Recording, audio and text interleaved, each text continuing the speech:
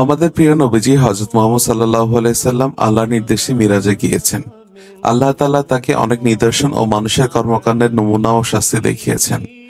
হুজুর সাল্লাল্লাহু আলাইহি সাল্লাম আরশে আজিমের এই সফর থেকে ফিরে সেসব ঘটনা তার উম্মতের কাছে বর্ণনা করেছেন। তিনি আল্লাহর সান্নিধ্যে যাওয়ার এই সময়ে প্রতিমধ্যে প্রত্যেক আসমানে অনেক নবী ও রাসূলের সাক্ষাৎ পেয়েছেন। সালামের মাধ্যমে তাদের সাথে করেছেন সৌজন্য ও কুশল বিনিময়।